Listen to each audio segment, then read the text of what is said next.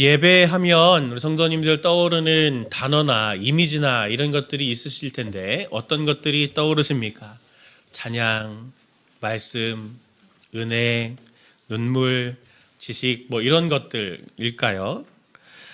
성도들에게 있어서 예배가 성도님들의 삶의 중심을 이루고 있는 것은 너무나 당연한 것입니다. 그런데 우리에게 있는 연약함 중에 하나는 이 당연한 거 그리고 또 중요한 건데도 사실 습관적일수록 중요성과 의미를 잘 놓치고 그냥 이렇게 반복적으로 맹목적으로 행동할 때가 있다는 거죠. 예배도 혹시 그렇지는 않은가 우리가 한번 점검해 볼 필요가 있습니다. 기독교인이라면은 누구나 다 이렇게 이 주일이 됐기 때문에 응당 예배를 이렇게 드린다던가 아니면 종교적인 예전의 의식으로 이 예배를 생각하는 경향들이 있습니다. 그리고 거기다가 오늘같이 또 이렇게 현대적인 악기들 그리고 세련된 여러 미디어의 영향으로 예배가 점점 더 이렇게 좀 세련되어져 갔잖아요. 초기의 유대교의 예배는 아예 찬양이 없었습니다.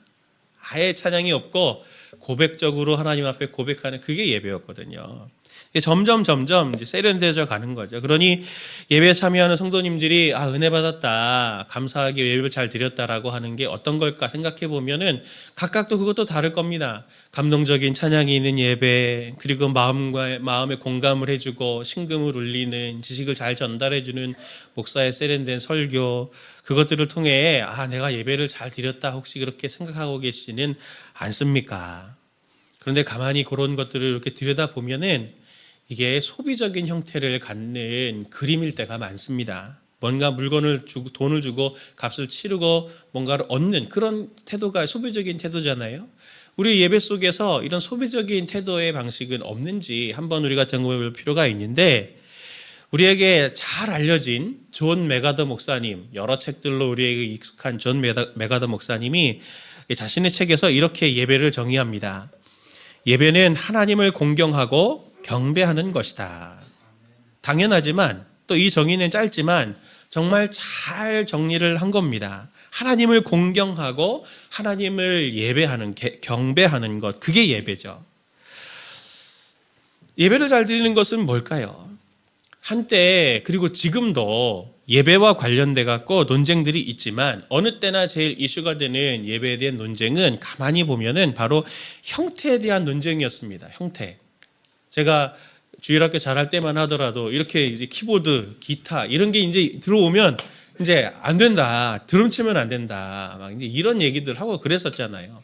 그리고 얼마 전에도 코로나 시대를 저희가 겪으면서 그때 한참 이슈가 됐던 게 온라인 예배가 맞냐 틀리냐 이런 형식적인 것들을 놓고 형태적인 것들을 놓고 논쟁들이 많았죠. 그런데 그 온라인 예배가 뭐 옳으냐 그르냐 그런 얘기를 제가 지금 드리는 것보다 훨씬 더 중요한 건 형태와 방법에 대한 판단을 섣불리 내는 것보다 그게 옳으냐 그르냐를 알려면 본질이 뭐냐라고 하는 것들을 잘 붙들면 자연스럽게 형태나 이런 것들은 결정이 되지 않겠습니까?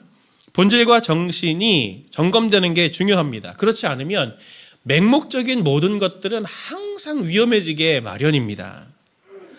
많은 부분 본질에 대해서 점검하고 확인하게 되면은 표면적이고 형태적인 문제들은 자연스럽게 따라오게 돼 있어요. 그리고 응용도 되죠. 우리가 역사에 의해서 봤던 것처럼 형식은 아무런 문제가 없는데 정신이 문제가 돼가지고 결국 모든 마음과 정신을 다 드렸지만 아무런 예배가 되어지지 않는 의미가 없는 그런 일들도 너무 많잖아요. 대표적인 예가 유대교의 예배 아닙니까? 굉장히 호화롭고 성대하지만 예수님은 성전에 들어가셔서 이 성전을 헐어라, 내가 사흘 만에 일으키겠다 얘기하실 만큼 형식보다 훨씬 더 중요한 것이 그 본질과 정신입니다. 그렇다면 우리가 드리고 있는 이 예배의 본질은 무엇이겠습니까? 그런 측면에서 오늘 우리가 예배를 잘 드리고 있는가라고 하는 걸 다시 한번 우리가 점검해 보기를 원합니다.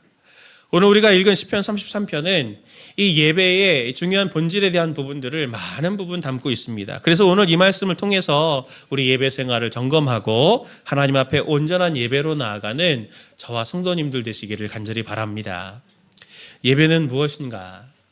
첫 번째로 예배를 생각하시면 성도님들이 꼭 생각하셔야 될 첫 번째 가장 중요한 것이 뭐냐면 예배는 반응이다라고 하는 것입니다. 반응이다. 히브리어나 그리스어의 성경에서 우리처럼 종교 의식적인 예배로 예배, 영어로는 워십 또는 워십 서비스 이런 단어는 없습니다. 딱 고정된 단어는 없어요. 그러나 우리 성경도 보면은 그 어떤 예배를 뭘로 표현을 하고 있냐면 경배, 찬양, 간구, 섬김, 헌신 이런 단어를 예배를 상징하는 단어로 쓰고 있습니다. 우리 본문에도 그렇게 성경에도 그걸 예배로 의역해서 쓰고 있죠. 이런 것들을 보면은 예배의 특징이 뭐냐면 하나님께 무엇인가를 가치 있는 것을 드리는 것이 하나님께 예배 드리는 것에 굉장히 중요한 요소입니다. 오늘 시편 33편 1절 말씀은 이렇게 말합니다. 너희 의인들아 여호와를 즐거워하라. 찬송은 정직한 자들이 마땅히 할 바로다 하면서 찬송은 예배는 정직한 자들이 마땅히 할 바다라고 하는 것을 이야기합니다. 오늘 1절에서 찬송 예배를 마땅히 할 바로 말하는데 그럼 우리는 왜 예배를 해야 됩니까? 왜 마땅히 예배를 드려야 되나요, 목사님? 근본적으로 어떤 사람들이 예배를 드릴 수 있는 사람일까요? 그걸 한번 생각해 볼 필요가 있겠죠? 오늘 4절 5절 말씀을 같이 함께 보도록 하겠습니다. 여호와의 말씀은 정직하며 그가 행하시는 일은 다 진실하시도다. 그는 공의와 정의를 사랑하시며 세상에는 여호와의 인자하심이 충만하도다. 아멘. 다윗은 마땅히 예배할 이유로 오늘 5절 말씀에 뭘 말하냐면 세상에는 여호와의 인자하심이 충만하다. 그걸 얘기합니다. 여기서 인자라고 하는 이 단어가 우리가 너무 많이 들은 이제 헤세드라고 하는 이 단어인데 이 헤세드가 하나님의 여러 모습 중에 이 하나님의 사랑을 특징 지어주는 굉장히 중요한 단어라고 말씀을 드렸잖아요. 한 번 더 강조해 드리길 원하는데 이 헤세드는 특징이 한결같은 사랑입니다. 그냥 사랑이 아니고 변함없이 한결같이 사랑해 주시는 그 한결같은 사랑이에요. 그 사랑의 이 예를 대표적으로 볼 수 있는 게 우리가 전에 특세에서 묵상해 봤던 야곱의 고백을 통해서도 하나님의 이 헤세드의 사랑, 인자의 사랑이 무엇인지를 볼 수 있습니다. 창세기 32장 10절을 보면은 야곱이 이제 야복강을 건너기 바로 직전에 이제 큰 거부가 돼서 이제 가나안 땅을 다시 들어가기 바로 직전에 하나님 앞에 기도하는 장면이 나오는데 야곱이 이렇게 기도합니다. 세번역으로 보니까 주님께서 주님의 종에게 베푸신 이 모든 은총, 이게 헤세드죠. 헤세드와 온갖 진실을 이 종은 감히 받을 자격이 없습니다. 제가 이 요단강을 건널 때 가진 것이라고는 지팡이 하나뿐이었습니다만 이제 저는 이처럼 두 물이나 이루었습니다. 야곱이 고백을 할 때 한번 생각해 보십시오. 형을 속이고 갔잖아요. 장자가 되기 위해서. 그리고 끊임없이 거부가 되기 위해서 라반의 집에서도 그렇게 거짓말을 하면서 불의하고 악한 일들을 일삼았지만 하나님께서는 어떻게 하셨습니까? 종에게 베푸신 이 모든 헤세드를, 은총을 저는 감히 받을 자격이 없습니다. 이렇게 고백을 하죠. 하나님이 야곱에게 이 은혜, 사랑을 베풀어 주신 것은, 자격이 없음에도 사랑을 베풀어 주신 것은 하나님이 그의 할아버지 야곱과 그의 아브라함과 그의 아버지 이삭에게 하셨던 언약을 지키시기 위해서 그렇게 신실하게 사랑을, 그가 악함에도 불구하고 사랑을 한결같이 베풀어 주셨던 거죠. 우리도 그렇지 않은가요? 성도님들이 하나님의 사랑을 받아야 될 이유가 어디 있습니까? 한 주간 성도님들이 사시면서 하나님께 충성하고 헌신하고 하나님께 하나님의 율법들을 잘 지키고 하나님의 마음에 잘 합당해서 성도님들이 하나님의 사랑을 받은 것인가요? 아니면 하나님께서 일방적으로 내가 그럼에도 불구하고 악함에도 불구하고 불순종함에도 불구하고 한결같은 사랑을 하나님께서 베풀어 주신 그 하나님의 성품 때문에, 그게 하나님의 이유가 돼서 성도님들이 오늘도 이렇게 살고 죽지 않고 하나님의 은혜를 누리고 있는 것 아닙니까? 우리의 어떠함과 상관없이 한결같이 용서하시고 책임있게 사랑해 주시는 이게 바로 헤세드의 사랑입니다. 오늘 이 시를 지은 다윗이 앞에 살펴본 5절에서 온 세상이 이 하나님의 헤세드로 충만해 있습니다. 그렇게 지금 노래하고 있습니다. 하나님의 돌봄 아래 있습니다. 이걸 노래하고 있어요. 그러니 찬송하는 것이 마땅하지 아니하냐 이야기를 하고 있는 거죠. 다윗도 야곱도 그의 일상의 자리, 삶의 자리가 어떤 자리였습니까? 하나님의 한결같은 사랑, 헤세드를 경험하는 자리였습니다. 그걸 먼저 경험한 거예요. 그 하나님의 헤세드 사랑을 먼저 경험한 거죠. 그러니 먼저 경험했기 때문에 찬양하는 것이 마땅하지 아니하냐. 지금 이렇게 이야기하는 것 아닙니까? 우리에게도 하나님을 찬송하고 예배할 이유는 우리에게 먼저 주신 은혜, 먼저 주신 사랑, 그것이 있기 때문입니다. 그래서 하나님을 보면은 항상 하나님의 은혜는 선불이에요. 선불의 은혜를 우리에게 주세요. 그래서 그것을 감사하고 그 선불로 받은 은혜를 노래할 것을 가지고 나오는 것이 예배의 기본 정신이요 태도인 것입니다. 누가 예배자가 될까요? 다시 질문을 드립니다. 누가 예배자가 될까요? 누가 참된 예배자가 될까요? 하나님과 관계가 있는 사람이죠. 어떤 하나님과 관계가 있는 겁니까? 하나님께서 내게 선불의 은혜를 베풀어 주신 것을 깨닫는 사람이 참된 예배자가 될 수 있고 그것을 고백하고 노래하는 그것이 바로 예배가 되는 겁니다. 한 주간의 삶의 자리가 그 자리가 굉장히 척박하고 백척간두 위에 서 있어가지고 아슬아슬해서 정말 주님이 저를 돌봐주시지 않으면 저는 이번 주 아니 오늘 저는 망할 것 같습니다 라고 하는 그런 하루하루 속에서 하나님의 헤세드의 사랑을 경험한 사람이 있다면, 하나님의 돌보심으로 그 하루를 살아낸 사람이 있다면, 그 한 주를 살아낸 사람이 있다면 하나님 앞에 나올 때 그는 어떻게 고백하겠습니까? 하나님 감사합니다. 이런 그냥 드라이한 고백이 아니겠죠. 정말 눈물을 흘리면서 하나님 정말 감사합니다. 저를 도와주셔서, 저를 살려주셔서, 저를 보호해주셔서, 저를 인도해주셔서 제가 오늘까지 올 수 있었습니다라고 하는 그 고백을 감격으로 하나님 앞에 고백하지 않을까요? 너무 조용하셔서. 제가 최근에 한 성도님께 기쁜 소식을 들어서 전화로 제가 기도해 드리고 축하드리는 일이 있었습니다. 이 성도님의 오랜 기도가 있었거든요. 자녀가 선천성 희귀질환 같은 병을 앓고 있어가지고 그거 어떻게 할 수가 없잖아요, 부모가. 정말 하나님 앞에 놓고 기도하고 많은 눈물과 간구로, 그리고 또 다락방 식구들과 모든 성도님들에게 같이 저희 가정을 위해서 기도해 주세요라고 그렇게 오래 정말 기도해 왔는데 완치가 된 거예요, 이번에. 예. 그래서 제가 너무 축하드린다. 너무 감사하다. 하나님께서도 저희들의 기도를 이렇게 들어주셔서 너무 고맙습니다. 그래서 그분에게 제가 이렇게 기도해 드리려고 전화를 드렸는데 그분이 너무 좋아하시면서 하신 얘기가 그러시더라고요. 하나님께서 이렇게 은혜를 많이 베풀어 주셨는데 제가 더 주님께 충성해야죠. 제가 고쳐주셨으니까 충성하셔야 됩니다. 하나님이 고쳐주신 거니까 뭐 11조를 더 하세요. 헌금을 더 많이 하세요. 봉사를 더 많이 하세요. 제가 그렇게 말하지 않았어요.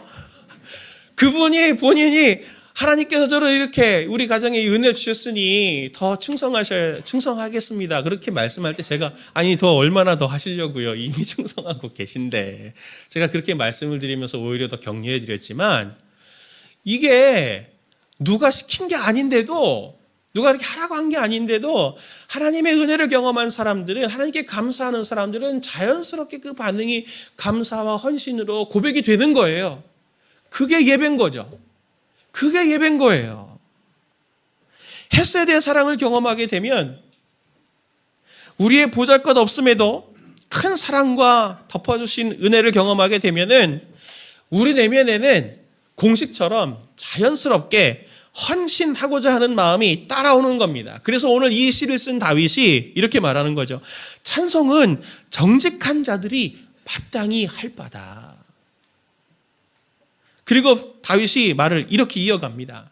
오늘 2절 3절 말씀 보니까 수금으로 여호와께 감사하고 열줄 비파로 찬송할지어다. 새 노래로 그를 노래하며 즐거운 소리로 아름답게 연주할지어다. 수금과 열주 비파는 그 당시에 악기들을 대표하는 대표적인 악기였어요. 그러니 이거는 그냥 수금과 열주 비파로만 노래하자 이게 아니고 모든 악기 할 수 있는 거 다 동원해서 하나님께 찬송하고 영광을 돌리자 이렇게 높이자는 고백이거든요. 하나님을 높이는 것은 좁게 우리가 이렇게 모여서 함께 드리는 예배도 포함되지만 할 수 있는 모든 것을 다해서 하나님께 헌신해서 드리는 것이 그게 예배입니다. 물질도 필요한 것이고 봉사도 필요한 것이고 섬김도 먼저 받은 사랑의 다양한 형태로 반응해서 하나님 앞에 하는 거지, 이 세례교인이고 집사면은 반드시 하십시오, 이렇게 의무와 당위성에서 하는 것이 아니에요. 하나님은 즐겨내는 사람을 기뻐하신다 그럴 때 즐겨내는 건 자주 내는 사람 기뻐한다는 뜻이 아니고 즐거운 마음으로, 감사한 마음으로, 반응으로 하는 것을 하나님은 기뻐하신다는 뜻을 말하는 겁니다. 그러니 예배에는 무엇이 필요합니까? 바른 예배를 드리려면 진짜 준비가 필요한 거예요. 준비. 성도님들도 그런 분들, 어르신들 중에 주일 예배 이렇게 좋은 헌금, 빳빳한 거 헌금에 이렇게 딱 성경책에 꽂아 두시고 이렇게 준비하는 준비 있잖아요. 그 준비를 말하는 게 아니고, 예배의 준비는 무엇이냐면, 그렇게도 준비하면서 마음에 진짜 준비해야 될 것은 무엇이냐면 선불의 은혜를 새겨보는 게 굉장히 중요하죠. 하나님께서 한 주간 동안에 오늘, 요즘 나를 어떻게 했어야 될 사랑으로 덮어주고 계시는가.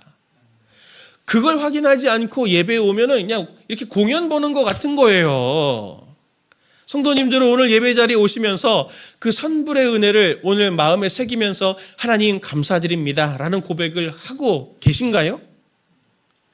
우리가 함께 찬양하고 찬양하기 전에 고백하는 신앙 고백에, 또 우리가 함께 노래하는 이 찬양에, 그리고 헌금에, 봉사에, 그리고 한 주간 주님께서 선물로 주신 그 모든 것들을 거기에 떠올리면서 하나님께 대한 감사로 그분을 인정하면서 그래서 제가 이것을 드립니다라고 하는 것이 되어야 예배가 참된 예배가 되는 겁니다.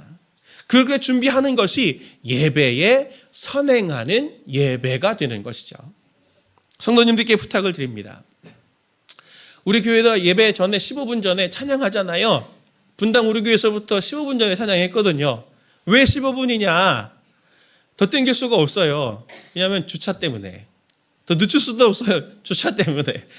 차 때문에 15분을 정하고 미리 찬양을 했지만 15분 전에 찬양을 하는 것은 그 찬양을 하는 시간 동안에 찬양을 하나님 앞에 우리가 올려드리며 한 주 동안 하나님께서 우리에게 베풀어 주셨던 선불의 은혜를 되새겨 보라고 하는 취지에서 마음을 준비하며 하나님 앞에 올려드리는 겁니다.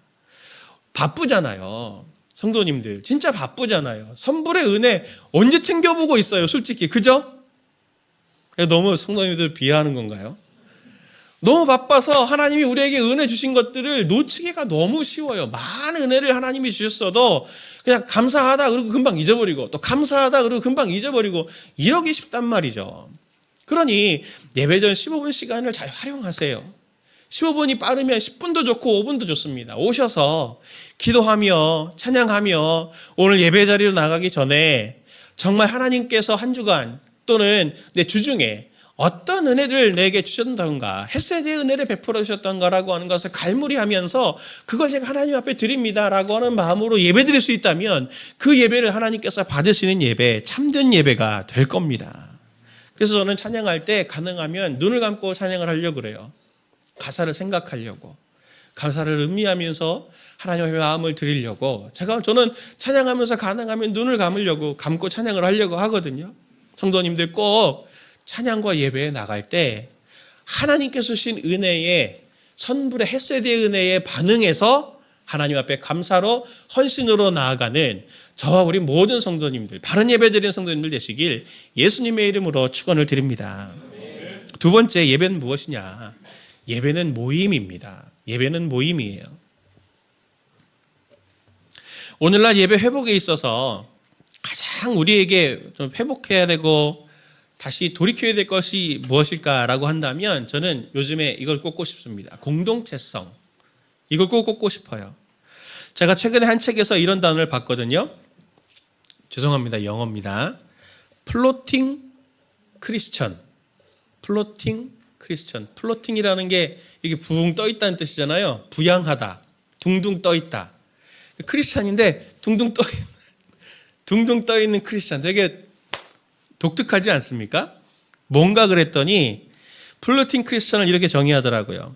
전통적인 신앙생활을 벗어나 온라인 상에서 자유로운 신앙생활을 추구하는 자들을 플로팅 크리스천이라고 하더라고요. 두 부류가 있대요. 플로팅 크리스천에는. 첫 번째 부류는 뭐냐면 출석교회 현장 예배를 잘 참석하면서 온라인으로 다른 교회 목사의 설교를 듣거나 프로그램에 참여하는 사람들이 한 부류고, 두 번째 부류는 누구냐면 교회 등록은 했지만 현장 예배에 참석하지 않고 소속 교회 온라인 예배를 드리거나 다른 교회 또는 예배 설교를 드리는 사람들을 이 플로팅 크리스찬이라고 하더라고요. 저는 이거 보면서 어쨌든 이분들이 참 귀하다, 제가 그렇게 생각했습니다. 왜냐하면 하나님을 사랑하는 거잖아요. 어떻게든 예배 자리 놓치지 않으려고 하는 거잖아요. 신앙을 잘 지키려고 하는 거잖아요. 고마운 일이고 감사한 일이죠. 그런데 한편으로는 이런 모습을 보면서 우리가 예배의 본질을 너무 많이 놓치고 있는 것은 아닌가 하는 생각을 했습니다. 예배를 그냥 찬양 드리고 목사의 설교 말씀을 듣는 것, 딱 그것으로만, 기능적인 것으로만 정의 내리고 있는 것은 아닐까 하는 생각이 들었습니다. 오늘 시편 33편 1절 말씀을 보면 이렇게 시작하거든요. 너희 의인들아 여호와를 즐거워하라. 찬송은 정직한 자들이 마땅히 할 바로다. 원문을 보면 똑같습니다. 너희 의인들아, 란노 째다킴 이렇게 얘기해서 노래하라 의인들아, 이렇게 제일 먼저 이야기하거든요. 시편을 지은 다윗이 예배자들을 부를 때 하나님 앞에서 노래할 마땅한 사람들을 복수로, 공동체로 초청하고 있습니다. 신약에서 성도를 말하는 단어들도 보면 항상 복수형으로 나와요. 공동체가 매우 중요한 거죠. 공동체에 대해서는 제가 다음 주에 다시 말씀을 또 더 깊게 나누려고 하지만, 신구약을 걸쳐서 공적인 예배는 항상 공동체적이었습니다. 히브리인들은 1년에 3번씩 하나님 앞에 다 모여야 됐고, 그리고 심지어 성전이 무너지고 바벨론에 사로잡혀가서 뿔뿔이 다 흩어졌어도 3-4명씩 모여서 회당으로 함께 하나님 앞에 찬송과 송축을 올려드리는 회당 예배로 그들의 신앙을 이어갔죠. 다윗은 오늘 다른 시에서 이렇게 이야기합니다. 시편 34편 2절 3절 말씀 보니까 내 영혼이 여호와를 자랑하리니 곤고한 자들이 이를 듣고 기뻐하리로다. 나와 함께 여호와를 광대하시다 하며 함께 그 이름을 높이세. 예수님도 하나님의 나라에 관해서 말씀하시면서 이렇게 말씀하십니다. 마태복음 18장 20절을 세번역으로 보니까 두세 사람이 내 이름으로 모여있는 자리, 거기에 내가 그들 가운데 있다. 예배는 함께라고 하는 이 형태가 매우 중요합니다. 매우 중요합니다. 하나님 앞에 예배하는 자리가 함께 의미를 가진 이 이유에 대해서 히브리서도 이렇게 얘기하고 있거든요. 같이 함께 이 히브리서 12장 22절부터 24절을 세번역으로 같이 보도록 합니다. 같이 봅니다. 그러나 여러분이 나아가서 이른 곳은 시온산 곧 살아계신 하나님의 도성인 하늘의 예루살렘입니다. 여러분은 축하 행사에 모인 수많은 천사들과 하늘에 등록된 장자들의 집회와 만민의 심판자이신 하나님과 완전하게 된 의인의 영들과 새 언약의 중지자이신 예수와 그가 뿌리신 피 앞에 나왔습니다. 아멘. 히브리서 12장 22절 이하의 말씀을 보면 이 말씀은 지상의 성도들이 예배하는 이 예배의 자리가 하나님이 왕으로 자정해 계시는 완전한 하나님의 나라와 이렇게 연결되어 있다라고 하는 것을 강조합니다. 우리가 예배를 드릴 때 오늘 이 모임이 우리 눈에 보이기에는 그냥 우리끼리 예배 드리는 것 같지만 이 모임이 있을 때 이 모임이 즉시 무엇과 같이 연결이 되는 거냐면 신비롭게 하나님의 완성된 하나님의 나라의 그 모임과 함께 연결이 되는 거예요. 천사들과 함께 예배 드리게 되는 거고, 믿음 안에서 먼저 죽은 그리고 신앙의 선배들과 함께 예배드리게 되는 거고, 함께 이렇게 하늘에 등록된 장자들의 집회와 연결이 되는 신비로운 예배로 연결이 된다라고 하는 것을 말하는 겁니다. 기본적으로 예배는 그래서 모임인 거예요. 이게 본질이에요. 예배에 있어서 가장 중요한 부분은 함께 우리가 하나님의 이름을 고백하고 노래하고 하는 것도 중요하지만 공동체로 함께 모여있는 이것입니다. 그 존재에 있는 거예요. 온라인 예배를 가능하면 멀리 해야 되는 이유가 바로 여기 있는 겁니다. 온라인으로 모이는 것은 정말 최소화해야 돼요. 코로나를 지나면서 온라인이 삶의 자리 속에 우리가 이제 자리를 잡았잖아요. 그리고 어느 때보다 요즘 시대가 간편함이라든지 효율이 가장 최고의 미덕이 되는 시대가 되고 있습니다. 그리고 사람들이 어울리고 그 속에서 함께 예배를 드리는 현장 예배를 강조하는 것은 번거롭고 불편한 일이고 그리고 비효율적이고 구시대적인 사고를 강조하는 것 같은 것처럼 보일 수 있어요. 그러나 히브리서의 이 말씀을 바탕으로 우리가 한다면 혼자서 예배 드리겠다는 것은 나는 하늘에 기록된, 하늘에 있는, 하늘에 등록된 장자들의 집회, 하나님의 하늘의 예루살렘에 그 나라는 불편해서 안 들어가도 괜찮다 하는 얘기와 동일한 얘기를 하고 있는 거예요. 어차피 우리는 이 땅에서의 생명이 끝나더라도 우리에게는 하나님의 나라라고 하는 하나님의 백성들의 모임에 들어갈 거 아닙니까? 공동체적으로 살아야 되는 거예요. 내가 혼자서 예배 드리겠다고 하는 것은, 나의 편의를 위해서 예배를 그렇게 드리겠다고 하는 것은 나는 그 나라에 안 들어가도 괜찮다. 그걸 증명하고 있는 거라고 지금 성경은 말하고 있는 겁니다. 이걸 구시대적이라고 볼 수 있습니까? 앞서 예배는 하나님께서 먼저 주신 선불의 은혜를 감사하며 가치 있는 건 하나님 앞에 드리는 것이라고 말씀을 드렸습니다. 예배의 본질 속에서 보면 이 시대의 정신이자 미덕인 간편함을 거스르는 불편함, 번거로움, 이 함께 모임의 현장 예배 자체가 하나님 앞에서는 매우 중요한 헌신이 되지 않겠습니까? 하나님을 인정하는, 하나님의 영광을 돌리는 중요한 방법이 되지 않을까요?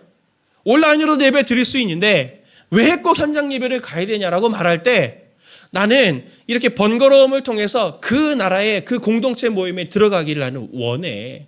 그게 하나님께서 기뻐하시는 뜻이야라고 선포할 수 있어야죠, 우리가. 예배는 말씀을 듣고 깨닫고 노래하는 게 예배가 아닙니다. 결국 혼자서 온라인 예배를 드리면서 신앙생활을 지킨다는 것은 말이 안 되는 얘기인 거예요. 그건 말이 안 되는 얘기인 거예요. 혹시 모릅니다. 그 개인 신앙을 지킨다는 정의를 어떻게 보느냐에 따라 그 개인 신앙이 지켜질 수 있겠죠. 그럴 수 있을지는 모르겠습니다. 그러나 우리를 지으신 창조의 목적을 하나님께 영광을 돌리는 것이다라고 우리가 둔다면 혼자서 그렇게 온라인 예배 드리는 것은 하나님의 창조의 목적을 이루는 것이 아닙니다. 혼자 하는 신앙생활은 완전한 소비적인 신앙의 형태일 수 있어요. 물론 병이 들거나 건강에 문제가 있어서 그렇게라도 온라인 예배를 드려야 되는 경우들이 있죠. 그런 것들은 당연히 오히려 귀하게 여기고 우리가 그분들께 박수치고 격려해 드릴 일이지만, 내가 편의를 위해서, 내가 오늘 늦었기 때문에, 내가 오늘 화장을 하려면 조금 더 시간이 걸려서, 내가 오늘은 조금 쉬고서 집에서 예배 드리고 싶어서 그렇게 온라인 예배 드리는 것은 그건 하나님 앞에 우리가 정말 죄송스러운 일이 아니겠습니까? 이런 소비적인 형태는 빨리 우리가 지양을 해야 됩니다. 하나님 나라의 백성의 존재의 모습이 아닌 거예요. 다시 한번 강조드립니다. 예배는 모임입니다. 예배는 뭐라고요?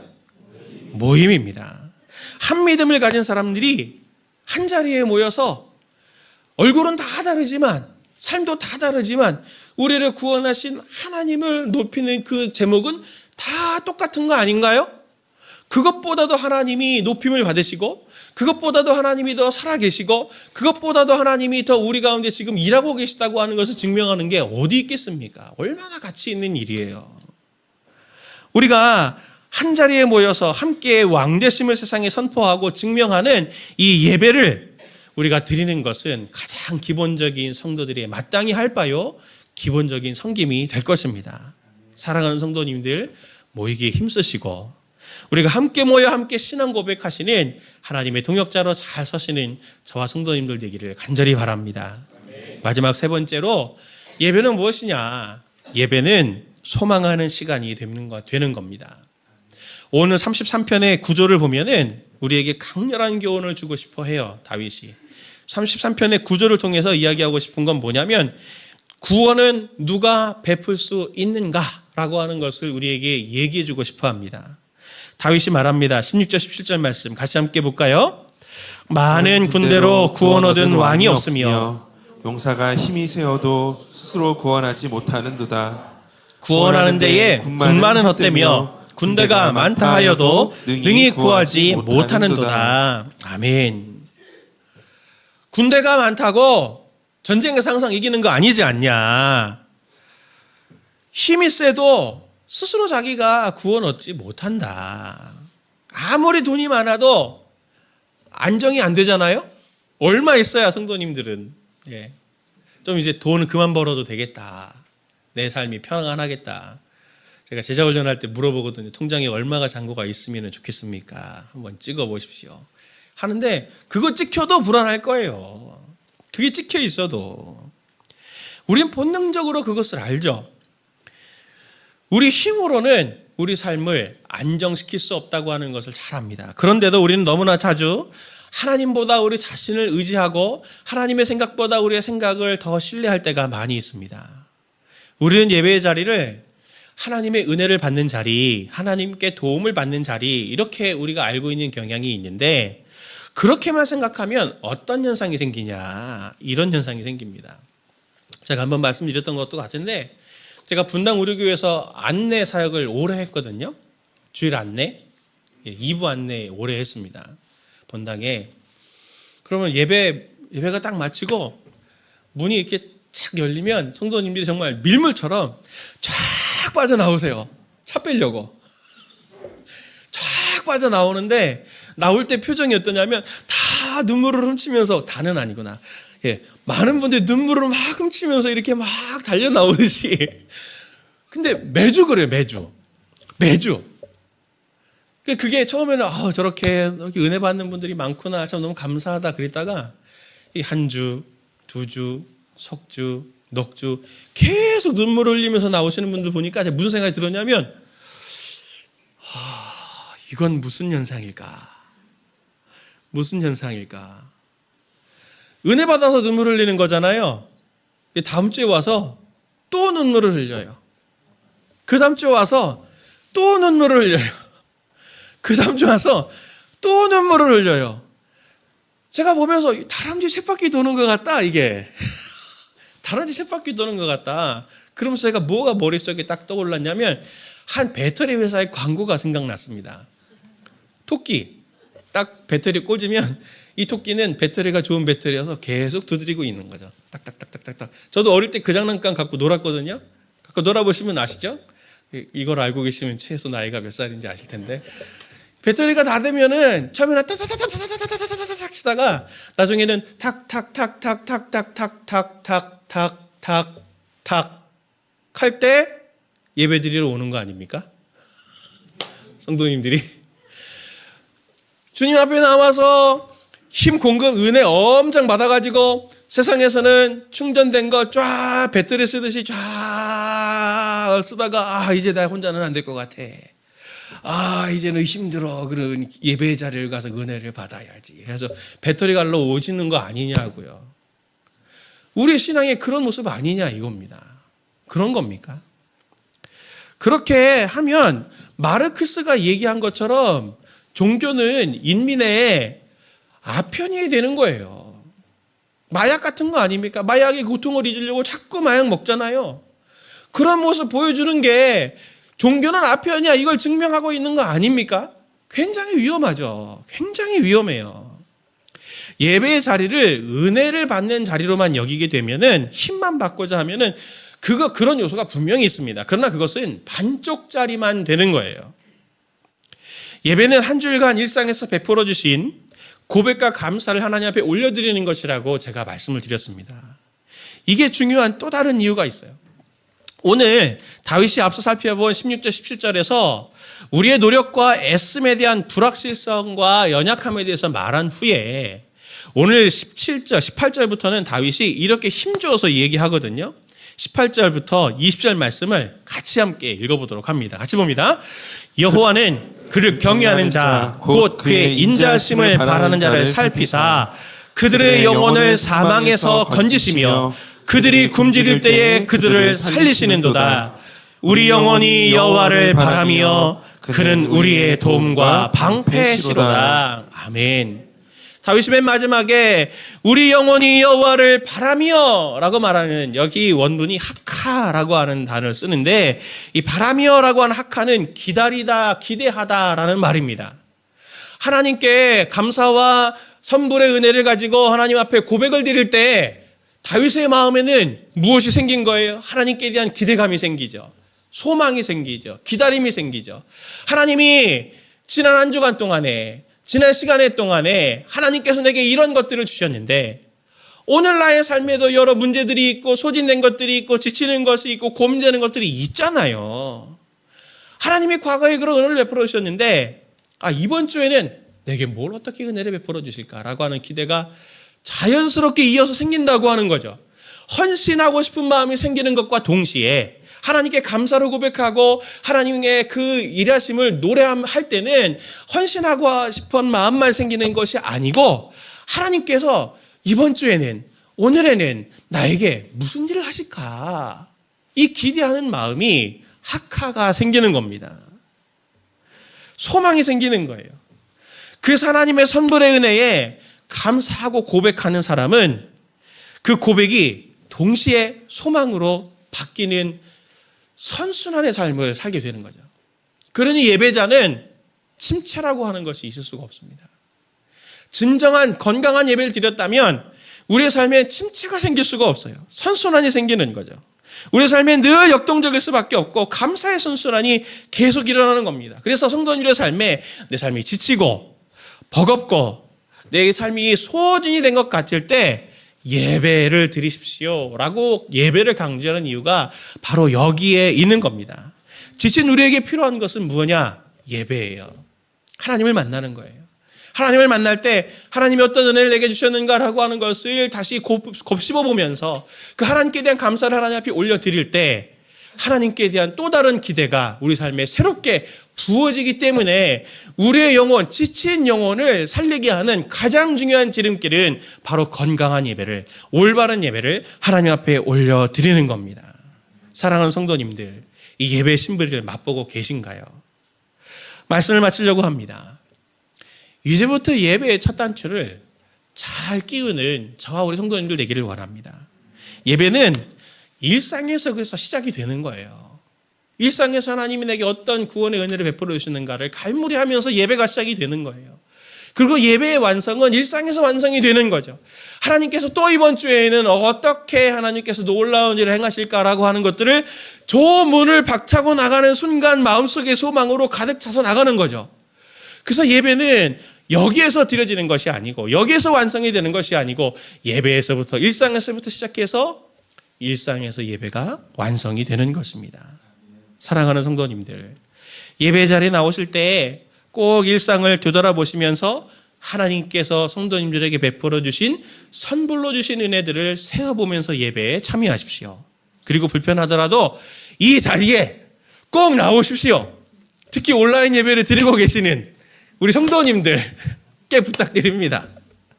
그리고 그 예배 자리에서 하나님이 베풀어 주신 은혜를 감사로 올려드릴 수 있는 성도님들 되신다면 하나님께서 지속적인 지치지 않는 소망과 기쁨을 성도님들의 삶에 채워주실 겁니다. 그걸 경험하는 저와 우리 모든 성도님들 되기를 간절히 사모합니다.